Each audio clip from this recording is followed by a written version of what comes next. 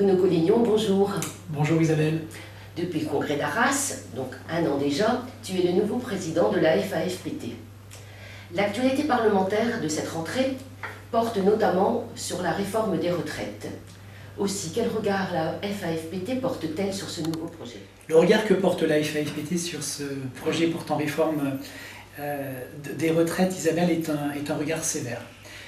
Et ce pour plusieurs raisons, je m'en explique très rapidement. Dès lors que Mme Yannick Moreau a remis en fait son dossier au Premier ministre, la FAFPT s'est résolument engagée dans une réflexion de fond afin de dégager quelques propositions, il y en a 10 en tout, qui sont celles portées aujourd'hui par notre fédération et qui s'orientent essentiellement vers la mise en place d'une réforme qui soit utile, pérenne sur le long terme et juste socialement. Si quelques-unes de nos propositions ont été partiellement reprises, notamment celle sur la pénibilité, qui malheureusement ne concerne pas, nous le savons, les agents de la fonction publique, force est de constater que les propositions aujourd'hui exprimées et en cours de débat parlementaire ne répondent à aucune des conditions qui aujourd'hui permettraient de s'inscrire dans une démarche pérenne et surtout nous apparaissent injustes socialement. C'est un constat sévère. Pourtant, l'allongement de la durée de cotisation ainsi que l'augmentation du taux de cotisation sont bien là pour faire face à l'augmentation de la durée de vie, alors que le nombre de retraités augmente et le nombre d'actifs diminue. Tu as raison Isabelle, c'est vrai que les éléments que tu mets en avant sur l'allongement de la durée de vie, notamment, et le rapport actif-retraité, sont des éléments qui sont systématiquement mis sur le devant de la scène pour nous dire, au fond, on n'a pas trop de choix, hein, il faut jouer sur ces deux leviers, allongement de la durée de cotisation ou augmentation du taux de cotisation. On va quand même se rappeler qu'en France, et notamment par rapport à nos partenaires européens, nous avons une chance d'un point de vue démographique, c'est que le taux de natalité est l'un des plus forts de l'ensemble des pays de l'Union européenne, et que dans les faits, si à 1 ou 2% près, l'ensemble des actifs de ce pays est effectivement en situation d'emploi, l'équilibre du régime de retraite par répartition publique serait atteint sans aucune difficulté. Sauf qu'on sait bien, la situation aujourd'hui du pays est un peu difficile. Alors on nous dit oui, mais il y a aussi la crise, donc il faut qu'on prenne en compte le fait que la difficulté est bien réelle de ce point de vue-là, crise économique oblige. On peut aussi se rappeler que lorsque le Conseil national de la résistance a été chargé de réfléchir sur ce que pourraient être des mesures nationales de solidarité, sécurité sociale, retraite, mais la sécurité sociale, nous en reparlerons sans doute, ils ont été sacrément courageux quand même à cette époque d'imaginer qu'il pouvait y avoir ce type de dispositif. Donc nous disons aujourd'hui au niveau de la FAFPT que la situation, toute proportion gardée, n'est pas plus catastrophique qu'elle ne l'était à l'époque et qu'en tous les cas, les retraites par répartition publique méritent mieux qu'un débat clivant du genre de toute façon, comme on vit de plus en plus vieux, on est condamné à travailler de plus en plus vieux. Parce qu'il y a quand même une notion qui nous apparaît fondamentale, qui est l'espérance de vie en bonne santé. Si on vit de plus en plus vieux, nous ne pouvons que nous en réjouir collectivement. A l'inverse, la France aujourd'hui est positionnée au 9e rang des pays européens sur l'espérance de vie en bonne santé. Nous, on y voit un signe quand même très très fort sur notamment le lien qu'il peut y avoir entre pénibilité, donc départ à la retraite, d'une certaine manière anticipée, ou en tous les cas aménagement de fin de carrière, et puis donc cette espérance de vie en bonne santé, toujours pareil sur des enjeux de justice sociale. J'ajoute qu'aujourd'hui, contraindre des seniors à rester de plus en plus longtemps dans le monde du travail alors que les jeunes ont de plus en plus de difficultés à y entrer, nous apparaît profondément suicidaire en termes de choix de société. La FAFPT entend jouer tout son rôle pour mettre au premier plan du débat ces éléments-là. À t'entendre, il s'agit plus d'un sujet de société civile plutôt que d'un sujet de retraités de la fonction publique, qui sont qualifiés, parfois et même souvent, de privilégiés. Oui, effectivement, au niveau de la FAFPT, nous avons fait le choix, depuis le départ d'ailleurs, de ne pas rentrer dans ce clivage public-privé qui nous apparaît, mais alors totalement dépassé. Aujourd'hui, nous sommes effectivement sur de vrais enjeux de société civile. Aujourd'hui, on ne peut pas se satisfaire du débat qui consisterait à mettre d'un côté les retraités de la fonction publique qui seraient des privilégiés. On peut se rappeler d'ailleurs à ce sujet que les derniers chiffres dont nous disposons mettent en avant que les pensions versées par la CNRACL, notre caisse de retraite à nous, sur le versant territorial et sur la fonction publique hospitalière, mettaient en avant que 52% des retraités percevaient un niveau de pension inférieur à 1 050 €. C'est un chiffre quand même qui n'est pas anecdotique. Et dans le même temps, les 63% de retraités en France qui percevaient donc une retraite à taux plein, c'est-à-dire 63%, c'est loin d'être 100% des retraités, percevaient donc une retraite moyenne de 2 330 €. Donc là encore, nous tordons le cou du même coup à celles et ceux qui disent oui mais finalement dans la fonction publique, parce que le calcul est basé sur les 6 derniers mois de rémunération, on a affaire à une position injuste. Je le répète, l'objectif étant de permettre à tous les salariés de ce pays, quel que soit leur statut, public ou privé, de pouvoir disposer d'une pension leur permettant de vivre dignement et notamment de faire face à leur dépendance.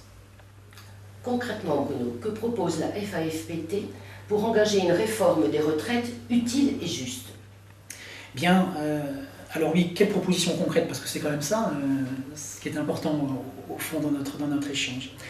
Alors, pour nous déjà, au niveau de la FAFPT, ce qui nous apparaît comme vraiment fondamental, c'est de faire en sorte que la notion de décote et de surcote, qui nous apparaît profondément injuste, puisse être retirée du débat sur l'avenir de nos retraites. Nous considérons que tous les salariés, quel que soit encore une fois leur secteur, puissent choisir délibérément le moment où ils partiront à leur retraite avec le taux de remplacement qui sera donc calculé à ce moment-là, mais que le principe de surcote qui consiste à inciter finalement les plus âgés à rester sur leur lieu de travail, alors que dans le même temps, les jeunes de ce pays ont beaucoup de mal à rentrer, eux, sur le marché du travail, nous apparaît être une orientation suicidaire en termes de choix de société.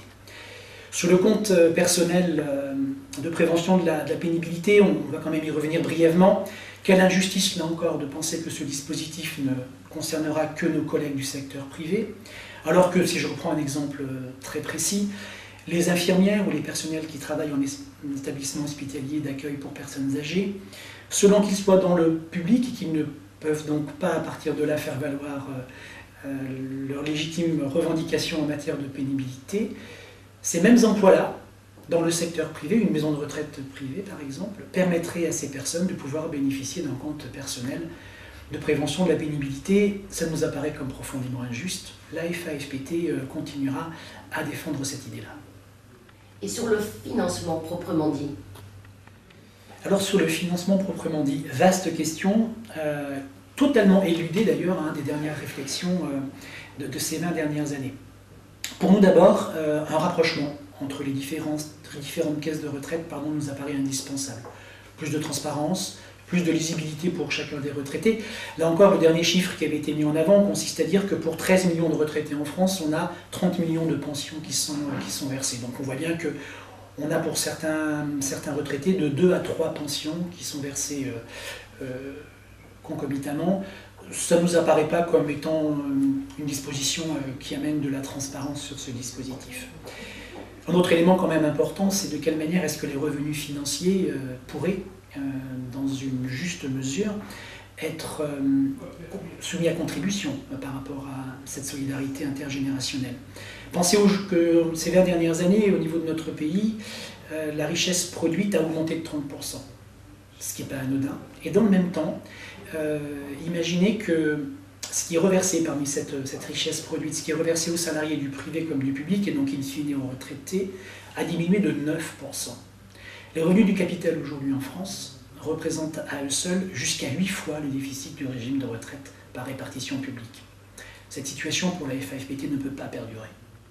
Pour la FAFPT, il y a urgence à ouvrir enfin un vrai débat sur ce sujet.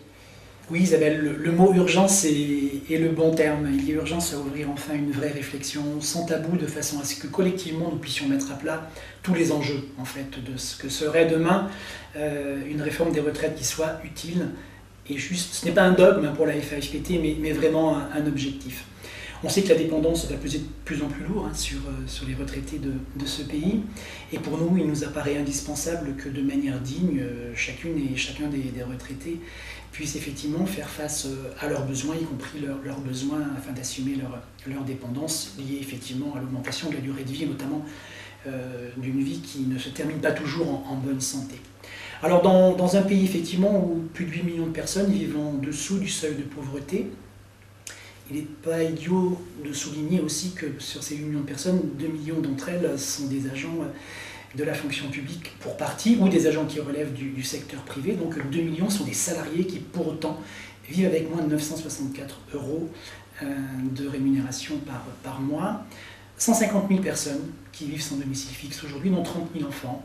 Et là encore, le quart de ces 150 000 personnes sont des gens qui ne sont pas privés d'emploi, mais qui sont bien salariés du secteur public ou du secteur privé. Ce constat est alarmant, il est sans appel. On ne peut pas s'en satisfaire, que l'on soit syndicat du secteur public ou syndicat plus orienté dans le domaine du privé. Donc pour nous, il y a effectivement urgence à ce que cette thématique puisse être enfin ouverte dans le cadre d'un vrai débat national.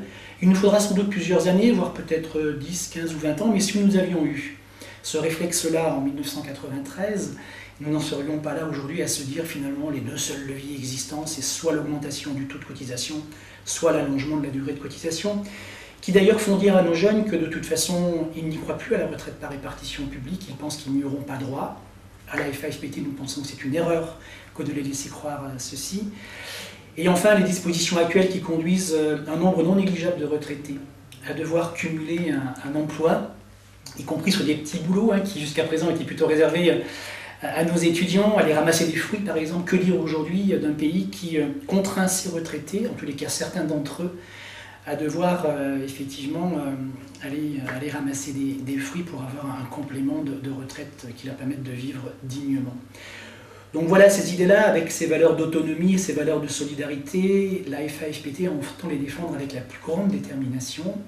Et je pense que toutes celles et ceux qui, soit au travers de leur adhésion, soit au travers de la sympathie qu'ils expriment vis-à-vis de notre organisation, pourront, alors à la fois en s'appuyant sur le dossier dont l'écho de la Fédération autonome de la fonction publique territoriale a fait une large part dans son dernier numéro, mais également, comme tu le rappelais tout à l'heure, sur nos 10 propositions devraient en tous les cas permettre d'éclairer le débat et d'y apporter une contribution certes modeste mais efficace. En tous les cas, merci pour cet entretien, Isabelle.